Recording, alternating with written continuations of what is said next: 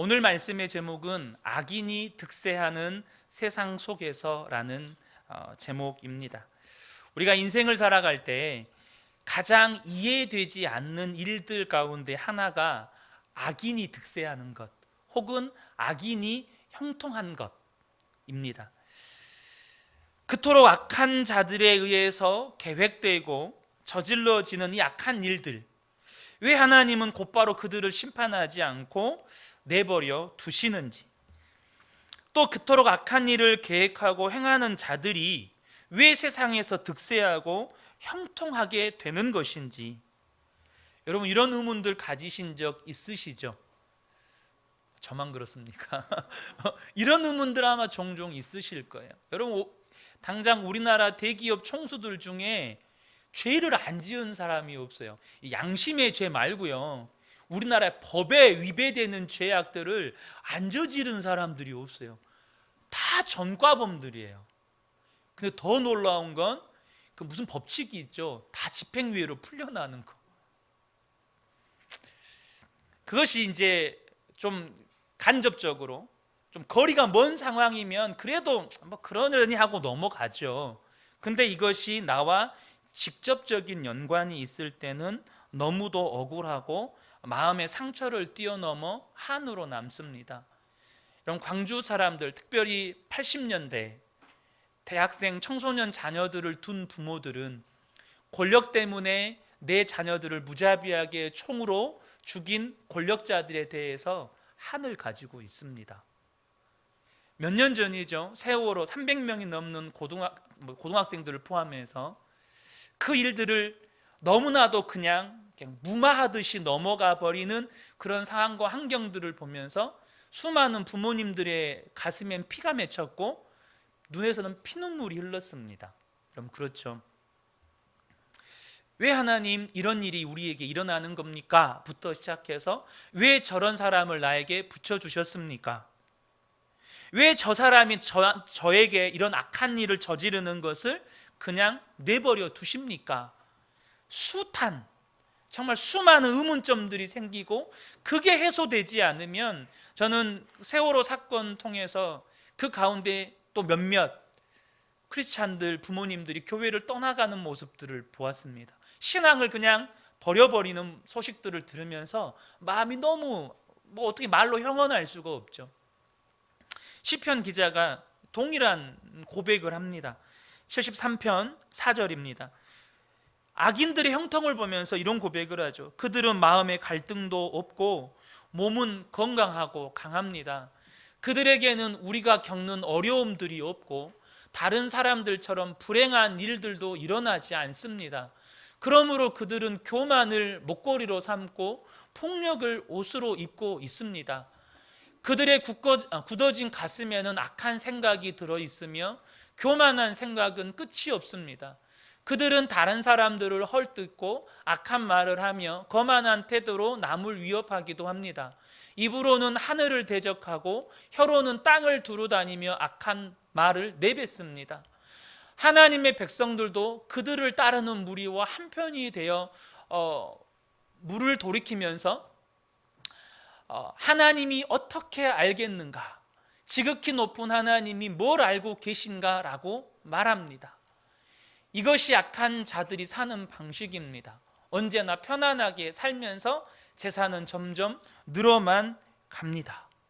지금 완전 그 악인의 형통을 너무나도 잘 묘사해 주는 시 아닙니까?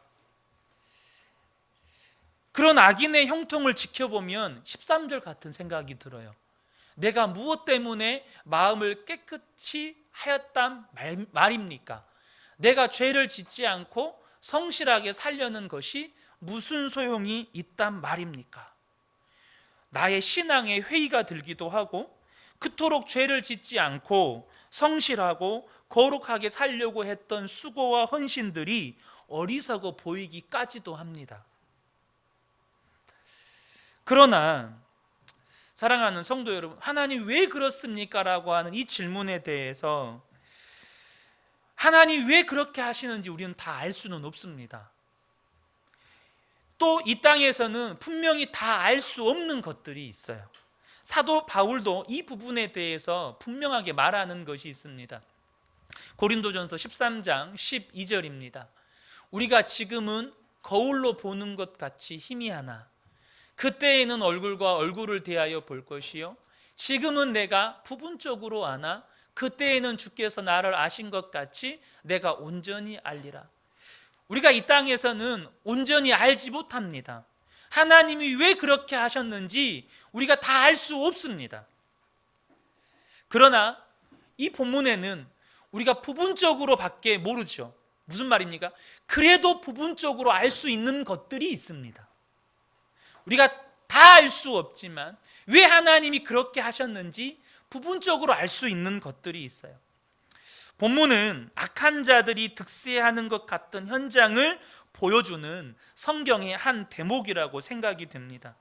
예수님께서 나사로를 살리신 이후에 많은 유대인들이 예수님을 믿었지만 한편에서는 악한 자들이 악의를 가지고 악한 계획을 세웁니다.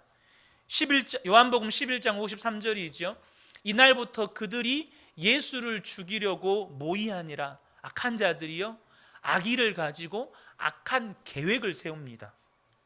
그리고요 그들이 세운 계획대로 예수님을 실제로 십자가에 못 박아 죽였습니다. 그들의 계획이 실현됐어요. 그러나 본문은요 이 악인들의 악한 계획을 소개하는 것을 목적으로 기록된 말씀이 아닙니다. 도리어 하나님은 그들의 악한 계획마저도 하나님의 뜻을 이루시는 도구로 사용하고 계시다는 것을 분명하게 소개해 주는 말씀입니다. 사도 요한은요 본문에서 악인들의 득세의 표상이라고 할 수 있는 이 공회로 모인 지도자들이 나누는 대화를 기록하면서 그들의 실체가 무엇인지를 먼저 고발합니다. 현상은 분명히 악인이 득세하는 거예요. 그죠? 악인들이 예수님을 십자가에 못 박아 죽일 계획을 세우고 우리가 잘 아시는 것처럼 그 계획은 이루어집니다. 예수님을 죽입니다. 악인들이 득세합니다. 근데요 그것의 실체가 무엇인지를 고발한다는 거예요. 그리고 그 속에 감추어진 그러나 믿는 우리에게는 계시해 주시는 하나님의 섭리를 우리에게 소개해 줍니다. 먼저 유대인들, 이 악인들의 득세의 표상이라고 말할 수 있는 이 유대인들의 실체, 사도 요한이 고발하고 있는 유대인들의 실체가 뭘까요? 그 첫 번째는 뭐냐면 변하지 않는 고집과 아집 덩어리들이라는 거예요. 47절입니다. 이에 대제사장들과 바리새인들이 공회를 모으고 이르되 이 사람이 많은 표적을 행하니 우리가 어떻게 하겠느냐. 자, 먼저 보실까요? 지금 공회는 누구들만 모인 장소죠? 유대 지도자들만 모인 장소입니다. 물론 그것은 공적인 자리이지만 그들만의 리그이기 때문에 그들만의 사적인 장소이기도 합니다. 그래서 그들만의 사적인 장소에서는 그들이 인정합니다. 뭘 인정합니까? 예수님이 표적을 행하고 계시다는 걸 인정합니다. 여러분, 표적이 뭡니까? 예수님이 말씀하신 대로 하나님의 아들이신 것을 증거하는 것입니다. 그런데 그들은 사적인 자리에서 예수님이 표적을 행하고 계시다는 것을 그들의 입술로 인정함에도 불구하고 공적인 자리에서 예수님이 말씀하신 대로 하나님의 아들이신 것을 인정하지 않습니다. 부정합니다. 뭡니까? 끝끝내 표적을 보고 있음에도 불구하고 예수님을 거부하고 예수님을 부정하는 아집과 고집으로 똘똘 뭉쳐 있다는 거예요. 여러분, 세상에서 득세하는 악인들의 실체가 이겁니다. 아집과 고집으로 똘똘 뭉쳐 있다는 거예요. 두 번째는 뭐냐 하면요, 자가당착에 빠진 모순덩어리입니다. 덩어리는 제 표현입니다. 제가 만든 표현, 제가 사용하는 표현입니다. 자가당착에 빠진 모순덩어리. 48절입니다. 만일 그를 이대로 두면 모든 사람이 그를 믿을 것이요 그리고 로마인들이 와서 우리 땅과 민족을 빼앗아 가리라.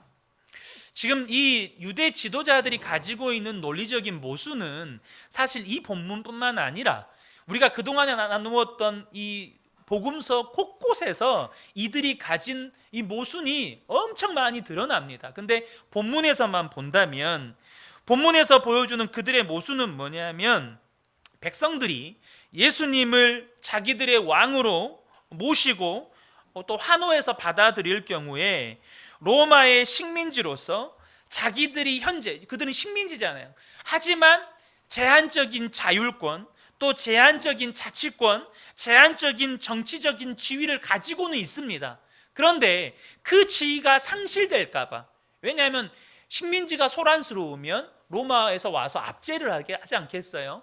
그래서 왕이 선출돼 버리면 로마에서 가만히 안 두죠. 그러니까 자신들의 모든 정치적인, 종교적인 어떤 기득권을 잃을까봐 로마의 비위를 거스르지 않고 로마에 정치적으로 잘 협력해서 살아남는 것이 그들의 목적이었어요. 근데 이 본문에는 소개되어 있지 않지만 실제로 40년 뒤에, 그러니까 AD 70년경에 그들은 스스로 로마의 반란을 일으킵니다. 그래서 제가 종종 말씀드렸지만 로마군에 의해서 멸망당하는 원인을 그들이 제공합니다. 로마에 정치적으로 잘 협력해야 우리가 살아남지 이러고 있는 자들이 스스로 로마의 반란을 일으켜서 멸망을 자초한다는 거예요. 예수님이 왕이 되면 로마에 의해 우리는 멸망당한다. 지금 이 말을 하고 있는 거예요.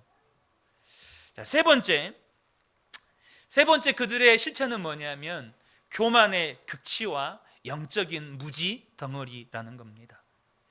자, 49절 50절 보겠습니다. 그 중에 한 사람, 그 해의 대제사장인 가야바가 그들에게 말하되 너희가 아무것도 알지 못하는도다. 한 사람이 백성을 위하여 죽어서 온 민족이 망하지 않게 되는 것이 너희에게 유익한 줄을 생각하지 아니하는도다. 자, 여러분, 지금 여기에 모이는 공회원들은 다 교만한 자들이에요. 다 지도자들이고 굉장히 자기 스스로가 정말 거룩하고 순결한 사람들이라고 믿는 선민의식이 완전 가득 차 있는 사람들입니다. 그런데 그런 교만한 자들을 뭐라고 말하냐면 대제사장 가야바가 너희가 아무것도 알지 못하는 도다 라고 말하는 거예요. 그들을 향해서.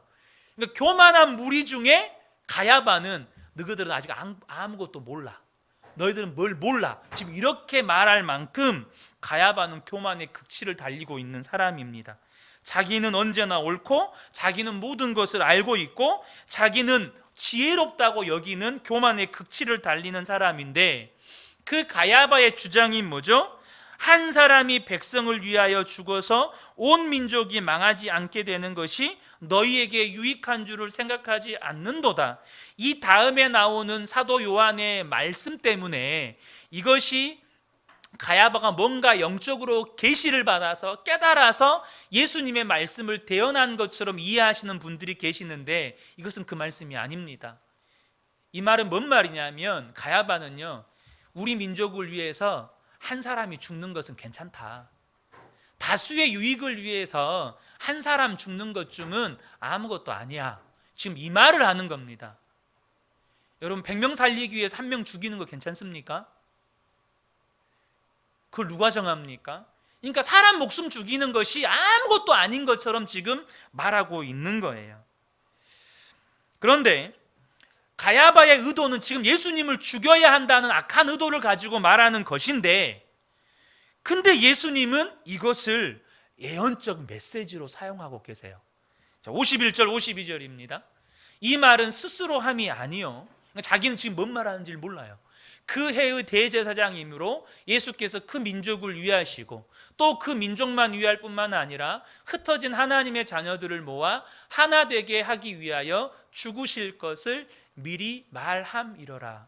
가야바는 악한 의도를 가지고 말한 것일 뿐인데 예수님은 그래도 그 백성들을 위해서 가야바의 그 말, 악한 의도를 가지고 한 그 말을 예수님의 애언적 메시지로 사용하고 계시다는 거예요. 분명한 것은 가야바는 자기가 말한 이 메시지의 내용의 진실, 자기가 말한 내용의 진리를 전혀 모른다는 거예요. 교만의 극치를 달리고 있지만 정작 그 사람은 영적으로 아무것도 모르는 무지덩어리라는 거예요. 여러분, 악인들의 득세가 이와 같다는 겁니다. 영적인 실체를 전혀 모르는 사람들.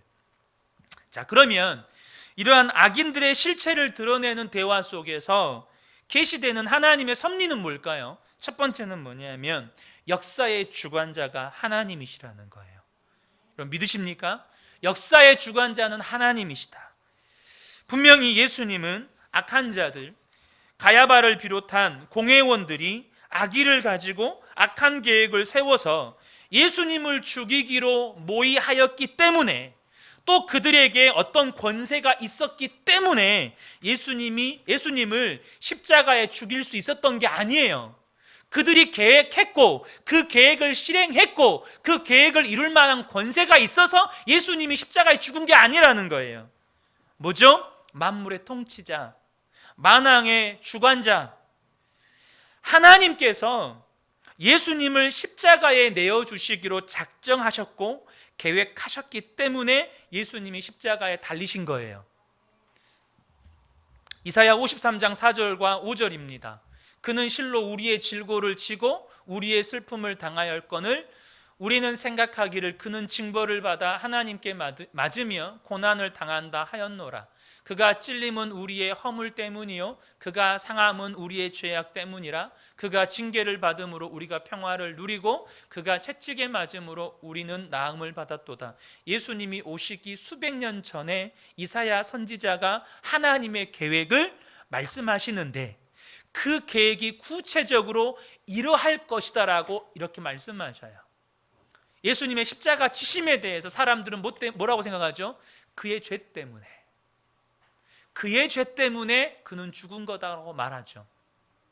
그래서 이것에 대해서 예수님도 말씀하셔요. 요한복음 3장 14절에 모세가 광야에서 뱀을 든 것 같이 인자도 들려야 하리라. 예수님이요 자신이 십자가에 달려 죽어야 될 것을 말씀하셔요. 여러분, 자기가 어떻게 죽을 것을 아는 사람이 어디 있어요? 뭘 말하는 겁니까? 자신이 십자가에서 죽으실 것을, 또 하나님이 그렇게 계획하셨다는 것을 말씀하세요. 그리고 더 중요한 걸 말씀하시죠. 요한복음 10장 17절 18절 내가 내 목숨을 버리는 것은 그들이 죽인 게 아니고 주님이 버린 거예요. 여러분, 아셔야 돼요. 여러분, 악인들이 예수님을 죽인 게 아니고 예수님이 목숨을 버리신 거예요. 그것을 내가 다시 얻기 위함이니 이로 말미암아 아버지께서 나를 사랑하시는지라. 이를 내게서 빼앗는 자가 있는 것이 아니라 내가 스스로 버리노라. 나는 버릴 권세도 있고 다시 얻을 권세도 있다. 그들이 죽인 게 아니고 하나님이 계획하신 것을 예수 그리스도로 말미암아 성취하신 것이고 그들이 죽인 게 아니라 예수님이 버리신 거예요. 여러분, 기억하세요. 역사의 주관자는 하나님이세요. 악인들이 득세하는 게 아니고 하나님이 그렇게 하신 거예요. 자, 두 번째는 뭐냐면 이루어지는 것은 악인의 뜻이 아니고요 하나님의 뜻이에요. 여러분, 악인이 득세해 보이죠? 악인들이 형통해 보이죠? 악인들이 계획하는 것들이 이루어져 가는 것처럼 보여요. 실제로 악인들이 계획하는 것들이 눈에 보이는 현상에서는 이루어졌어요. 예수님을 죽이기로 모의한 것이 십자가에 예수님을 매 달므로 말미암아 실제로 이루어졌어요. 그죠? 부정할 수가 없는 사실이에요. 현실이에요. 근데요, 여러분 기억하세요? 그것은요 악인들의 계획이 이루어진 게 아니고요 악인들의 뜻이 이루어진 게 아니고 모든 인류를 대속하시려는 하나님의 뜻과 계획이 이루어진 거예요. 여러분, 믿으십니까? 악인들의 계획이 이루어진 게 아니에요.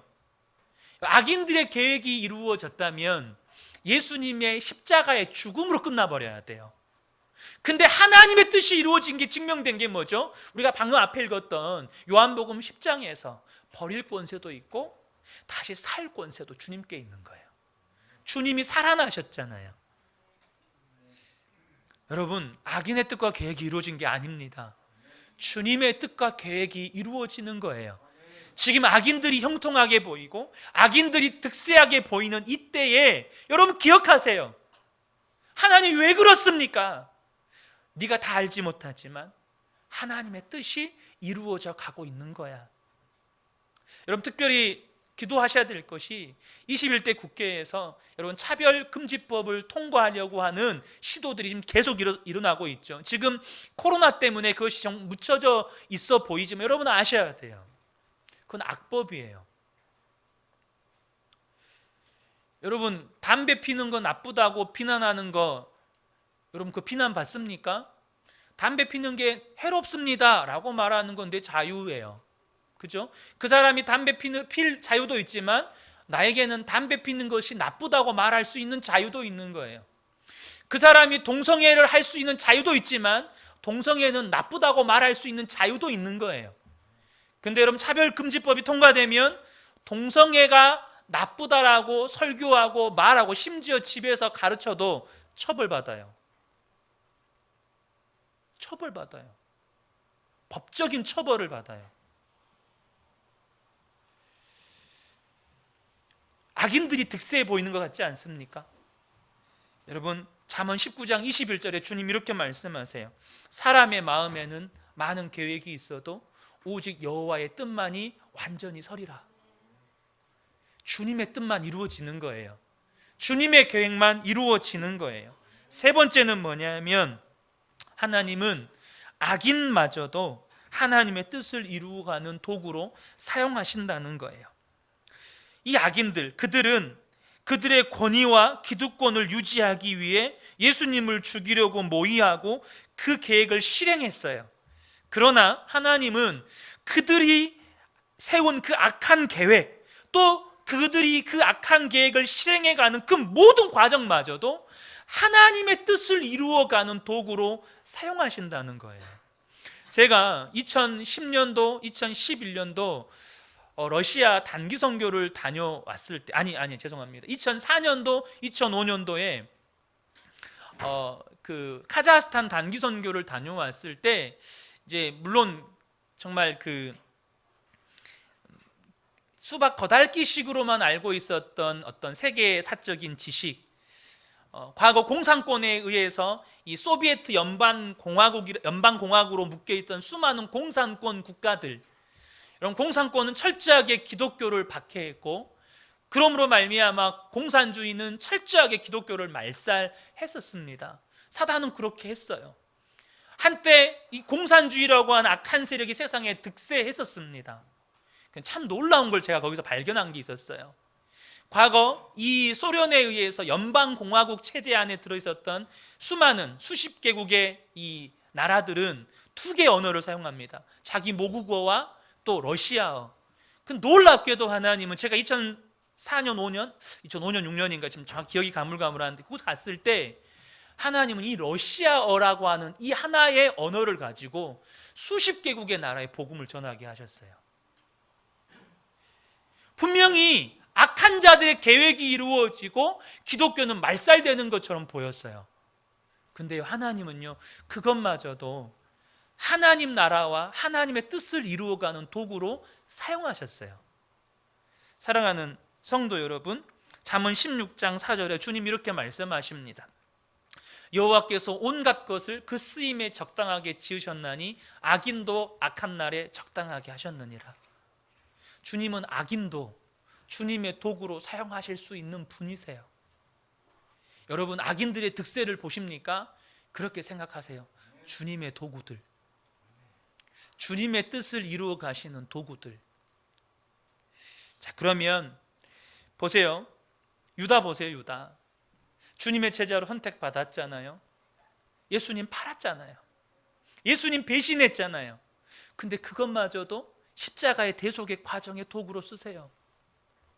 사울 왕이요, 얼마나 악한 왕입니까?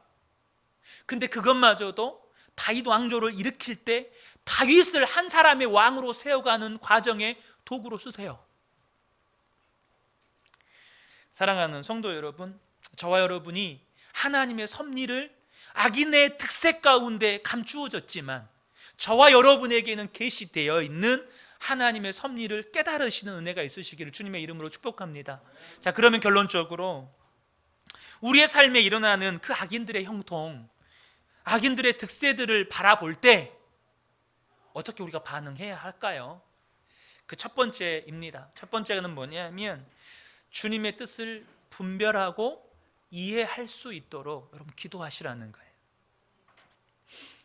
먼저 필요한 은혜는 뭐냐면 주님의 뜻을 분별하는 거예요. 우리는 연약합니다. 여러분 인정하셔야 돼요. 나는 믿는 사람이고 나는 선한 일을 위해서 힘썼고 주님 나라를 위해 헌신하고 수고했지만 정작 주변에 보면 우리가 굳이 악인들이라고까지 표현하지 않더라도 예수 대충 믿고 그냥 썬데이 크리스찬처럼 살고 그냥 대충 사는 사람들이 더 잘 사는 것 같고 더 돈 펑펑 쓰며 사는 것 같고 전혀 아무 근심 걱정 없이 사는 것 같고 먼저 필요한 건 주님의 뜻이 무엇입니까예요.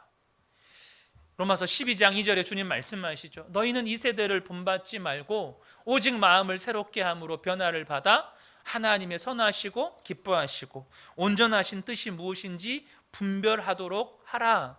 근데 중요한 게 있어요. 분별하는 것만으로는 충분치가 않아요.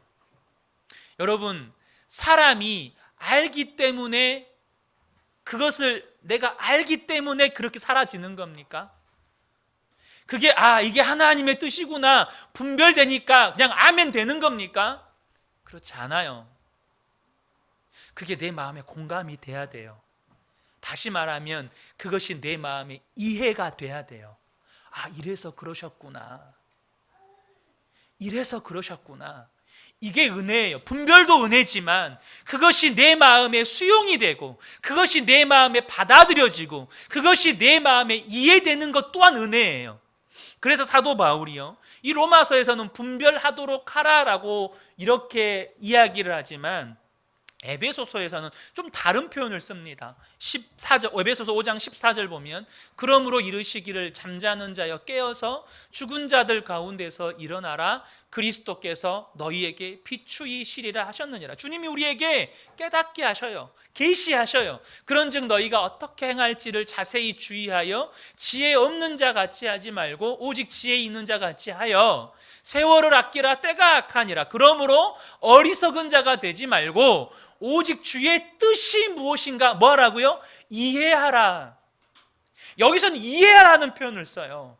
아는 것으로 충분하지 않아요. 그것이 내 마음에 아멘이 돼야 돼요. 주님 그러셨군요. 주님 이것이 주님의 뜻이군요. 그게 납득이 되고 이해가 되고 공감이 되고 내 마음에서 깊은 곳에서 우러나오는 아멘이 돼야 되는 거예요.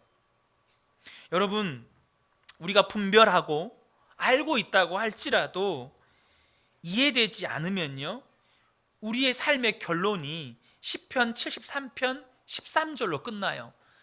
다시 한번 읽을게요. 우리가 아는 걸로 끝나면 여기서 끝난다니까요. 내가 알았어요. 근데 뭐요, 주님? 그게 주님의 뜻인데 뭐요? 이렇게 된다니까요. 내가 무엇 때문에 마음을 깨끗이 하였단 말인가? 내가 죄를 짓지 않고 성실하게 살려는 것이 무슨 소용이 있단 말입니까? 주님, 근데 그게 뭔 소용입니까? 이렇게 된단 말이에요. 내가 아는 것으로 끝나버리면, 여러분 하나님의 뜻을 아는 것으로 끝나버리면 그게 무슨 소용이 있습니까? 주님, 이걸로 끝나버린다는 거예요. 근데 그것이 믿어지고 그것이 이해가 되고 그것이 내 깊은 속에서 아멘이 되어질 때 여러분, 저와 여러분의 삶에 한 차원 높은 은혜를 경험하게 되는 거예요. 더 높은 차원의, 내가 여기서 겪는 좌절을 뛰어넘는 더 높은 차원의 은혜를 경험하게 되는 거예요. 그게 뭘까요? 시편 73편 22절부터 28절이에요.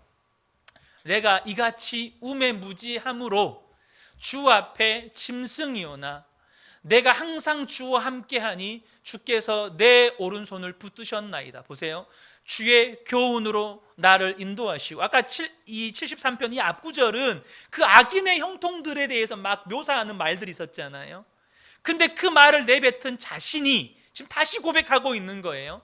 주의 교훈으로 나를 인도하시고 후에는 영광으로 나를 영접하시리니 하늘에서는 주 외에 누가 내게 있으리요? 땅에서는 주 밖에 내가 사모할 이 없나이다. 앞절로 한번 가볼게요. 주의 교훈으로 나를 인도하시고, 뭐죠? 주님께서 나를 하나님의 뜻이 무엇인지를 분별하게 하셨고, 그것을 깨닫게 하셨고, 그것을 이해하게 하셨어요. 그러니까 무슨 소용입니까? 그 좌절을 뛰어넘는 더 차원 높은 하나님의 은혜를 경험하게 되는데, 그게 뭡니까? 넘어가 보세요. 주 외에 누가 내게 있으리요? 주 밖에 내가 사모할 이 없나이다. 내 육체와 마음은 쇠약하나 하나님은 내 마음의 반석이시요 영원한 분깃이시라. 무릇 주를 멀리하는 자는 망하리니 음녀같이 주를 떠난 자를 주께서 다 멸시하셨나이다. 28절을 함께 읽을게요. 하나님께 가까이함이 내게 복이라. 내가 주 여호와를 나의 피난처로 삼아 주의 모든 행적을 전파하리이다. 여러분, 차원 높은 하나님의 은혜가 뭘까요? 하나님을 가까이함이 복인 것을 깨닫는 거예요. 오직 하늘에서는 주님밖에 없고 이 땅에서도 주님밖에 내게 복이 없습니다. 이것을 깨닫고 경험하는 거예요. 저희 집 문에 딱 들어가면 유리가 하나 있는데 시편 73편 28절 하나님께 가까이함이 내게 복이라, 이 말씀이 붙여져 있어요. 사랑하는 성도 여러분, 차원 높은 은혜가 뭘까요? 진정한 복이 뭘까요? 여러분, 이 땅에서 득세하고 형통한 게 아니에요. 하나님께 가까이함이 진정한 복이에요. 하나님을 가까이함이 여러분 진실된 복이에요. 이것을 깨닫게 되고 이것을 경험케 되는 거예요. 자, 두 번째, 우리가 어떻게 반응해야 합니까? 악인과 함께하지 말라는 거예요. 여러분, 악인과 함께하지 않는다는 건 뭘 말하는 걸까요? 주님과 함께하라는 거예요. 주님과 함께하라는 거예요. 악인과 함께하지 말라는 건 그냥 악인하고 함께하지 않는 것으로 끝내는 게 아니고 주님과 함께하라는 거예요. 여러분, 변치 않는 고집과 아집, 또 자가당착에 빠진 모순, 교만의 극치와 영적 무지로 똘똘 뭉쳐있는 그 악인들을 주님은 어떻게 바라보실까요? 시편 2편 1절에서 4절을 보겠습니다. 어찌하여 이방 나라들이 분노하며 민족들이 헛된 일을 꾸미는가? 세상의 군왕들이 나서며 관원들이 서로 꾀하며 여호와와 그의 기름 부음 받은 자를 대적하며. 이게 예수님께 하는 일들이잖아요. 계속 보겠습니다. 우리가 그들의 맨 것을 끊고 그의 결박을 벗어 버리자 하는도다. 지금 악인들이 이렇게 하고 있어요. 근데 주님 이렇게 보시죠. 하늘에 계신 이가 웃으심이여 주께서 그들을 비웃으시리로다. 아멘. 주님이요, 악인의 형통, 그래서 그 악인의 형통 가운데에서 지금 여호와의 기름 부음 받은 자 예수 그리스도를 대적하면서 그들의 맨 것을 끊고 그의 결박을 끊어버리자. 예수 믿는 거 필요 없고 하나님 필요 없고 세상에서 잘 먹고 잘 살면 그게 장땡이지. 주님 보실 때 웃으시면서 비웃으신다 말씀하세요. 주님이 그러면서 우리에게 당부하시는 게 있어요. 그게 뭘까요? 잠언 23장 5절부터 보겠습니다. 네가 어찌 허무한 것에 주목하겠느냐? 정령이 재물은 스스로 날개를 내어 하늘을 나는 독수리처럼 날아가리라. 악한 눈이 있는 자의 음식을 먹지 말며 그의 맛있는 음식을 탐하지 말지어다. 대저 그 마음의 생각이 어떠하면 그 위인도 그러한즉 그가 내게 먹고 마시라 할지라도 그의 마음은 너와 함께하지 아니함이라. 내가 조금 먹은 것도 토하겠고 내 아름다운 말도 헛된 대로 돌아가리라. 내 마음으로 죄인의 형통을 부러워하지 말고 항상 여호와를 경외하라. 여러분, 악인들의 형통을 부러워하지 말래요. 그들과 함께 음식 먹지 말래요. 그들이 가지고 있는 것, 그들이 먹는 것, 그들이 마시는 것, 그들이 누리는 것 탐하지 말래요. 그래서 시편 1편 1절에 복 있는 사람이 어떤 사람입니까? 복 있는 사람은 악인들의 꾀를 따르지 아니하며 죄인들의 길에 서지 아니하며 오만한 자들의 자리에 앉지 아니하며. 악인과 함께하지 않는 자가 진정한 복 있는 자예요. 근데 이 다음 말씀에 그걸로 안 끝나죠. 오직 여호와의 말씀을 즐거워하여 주야로 그 말씀을 묵상하는 자예요. 악인과 함께하지 않는 곳으로 끝나지 않고 주님과 함께하는 곳으로 나가는 거예요. 그래서 제가 이 시간에 말씀드리는 건 악인과 함께해서는 안 되는 이유가 있어요. 뭔지 아세요? 주님이 악인들을 이렇게 하시겠대요. 시편 73편 다시 보겠습니다. 9절에 내가 철장으로 그들을 깨뜨리며 질그릇같이 부수리라 하시도다. 주님은 철장으로 이 그들을 깨뜨리시고 질그릇같이 부수시겠대요.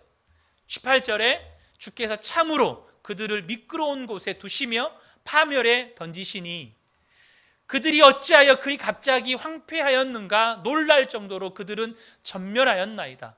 주여 사람이 깬 후에 꿈을 무시함같이, 여러분 잠에서 깼을 때 복권에 당첨되는 꿈 꿨어요. 그것 때문에 여러분 복권 사십니까?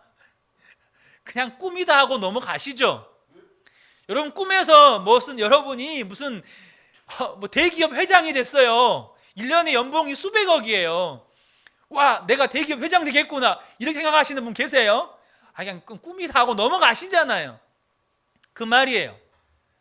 주여 사람이 깬 후에 꿈을 무시함같이 주께서 깨신 후에 그들의 형상을 멸하시리이다. 사람이 잠에서 깨면 자기의 꿈을 무시함같이 주님이 잠에서 꿈을 깨면, 주님이 잠에서 꿈을 깬 때가 언제예요? 주님이 다시 오시는 날이에요. 그래서 다른 번역 성경에 보면 주님이 다시 오신 후라고 번역이 돼 있어요. 주님이 다시 오신 후에 어떻게 하신다고요? 그들의 형상, 악인들이 득세하는 것처럼 보이고 악인들이 형통하게 되는 것처럼 보인 그들의 모든 것을 멸하신다는 거예요. 그럼 그들과 함께하고 있는 내가 어떻게 되겠어요? 내가 그들과 함께 있으면 어떻게 되겠어요? 그래서 주님이 그것을 탐하지 말고 그들과 함께 음식을 먹지 말고 그들이 누리는 것들 부러워하지 말고 오직 여호와를 경외해라. 그것이 진정한 복인 거예요. 하나님을 가까이함이 여러분의 최고의 복인 거예요. 저는 우리 그은혜교회 성도님들이 이것이 믿어주시고 이것이 삶의 날마다 고백되어 주시고 이것이 날마다 삶에서 경험되어 주시기를 축복합니다. 말씀을 정리하겠습니다. 여러분, 악인의 형통 부러워하지 마세요. 악인의 득세 부러워하지 마세요. 그것이 때로는 나와 직접적인 연관이 있어서 가슴에 피가 맺히고 한이 맺혀도 여러분 주님을 기억하세요. 여러분 주님의 섭리를 기억하세요. 악인의 실체를 여러분 보세요. 그 주님의 섭리를 기억하세요. 꼭 기억하십시오. 역사의 주관자는 하나님. 이루어지는 것은 악인의 뜻이 아니라 하나님의 뜻이요. 그 악인들마저도 지금 하나님이 쓰시는 도구에 불과한 거예요. 어떻게 해야겠어요? 주님의 뜻을 분별하고 이해할 수 있도록 여러분 기도하세요. 그리고 여러분 주변에 어떤 악인의 형통을 보아도, 또 심지어 악인이라고 구분하기는 그렇지만 예수 대충 믿고 정말 잘 사는 것처럼 보이는 사람들 보아도 그들과 함께 하지 마세요.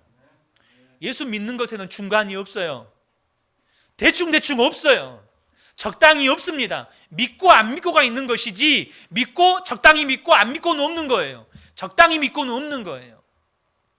그러므로 여러분들이 그 악인과 함께하지 않고 주님과 함께하는 삶을 살아가시기를 축복합니다. 이 은혜가 우리 모든 성도님들의 삶에 함께하시기를 주님의 이름으로 축복합니다.